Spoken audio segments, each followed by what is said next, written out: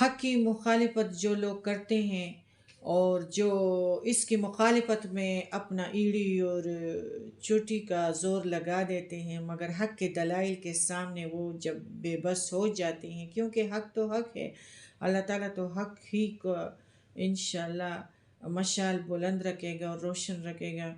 تو نیز جو حق کو غلبہ نصیب ہوتا ہے تو اس طرح بدعتی لوگوں کا قلبی سکون رخصت ہو جاتا ہے، اور شک اور اضطراب اور بے چینی ان کی بڑھتی ہیں اور بڑھتی جا رہی ہوتی ہیں۔ اس طرح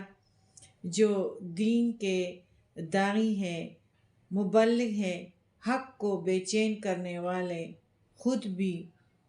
چین سے محروم ہو جاتے ہیں، اور یعنی جو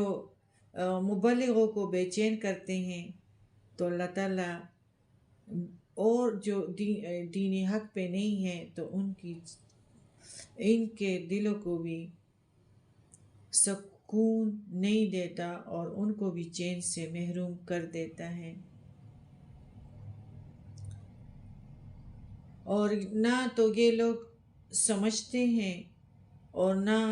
حق کو سنتے ہیں۔ ساروں کو چاہیے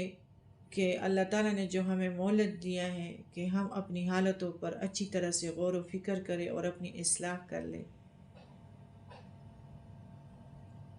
ورنہ بہت ہی مشکل کام ہے جو ہم صحیح طرح سے ٹھیک نہیں ہوں گے۔ یہ احسان فراموشی ہے، ادھر تو ہماری اختیار جو ہے طاقت چلتا ہے، لیکن قبر میں ہمارا کوئی ہی زور اور بازو نہیں چلے گا۔ اللہ تعالیٰ کی مرضی ہے کہ اپنے بندوں میں سے جس پر چاہے یہ احسان کرے کہ وہ اس علم حق کی دعوت قبول کر لیں، اور کسی کے اختیار میں نہیں ہے، لیکن وہی بندے ان کاموں پہ لگتے ہیں جو اللہ پہ بھروسہ کرتے ہیں اور پیارے نبی کریم صلی اللہ علیہ وسلم کے عاشق ہوتے ہیں۔ وہ لوگ عاجز ہوتے ہیں اور عاجزی میں آنا چاہتے ہیں اور آخرت پہ یقین رکھتے ہیں اور حق کو مان لیتے ہیں، یہی بندے جو ہے فلاح پانے والے ہیں اور یہی بندے خوش قسمت ہیں۔ جس طرح نبی کریم صلی اللہ علیہ وآلہ وسلم پہ جب وحی نازل ہوئے وہ گھبرائے ہوئے گھر تشریف لائے تو حضرت خدیجہ انہیں اپنے چچا زاد بھائی ورقہ بن نوفل کے پاس لے گئے۔ ورقہ بن نوفل نے جب یہ واقعہ سنا تو کہا، یہ تو واقعی وہی فرشتہ ہے جو موسیٰ علیہ السلام پہ نازل ہوتا تھا۔ پھر ساتھ ہی کہنے لگا، کاش میں اس وقت تک زندہ رہتا جب تمہاری قوم تمہیں یہاں سے نکال دے گی، اور میں اس وقت تمہاری کچھ مدد کر سکتا۔ آپ صلی اللہ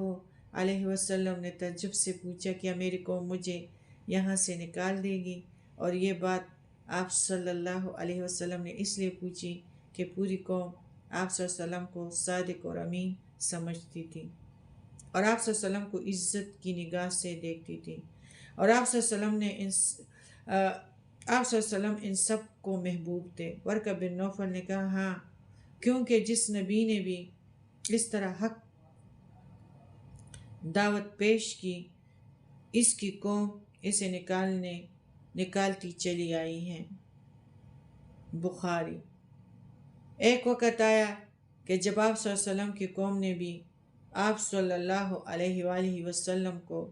وطن سے نکلنے پہ مجبور کر دیا۔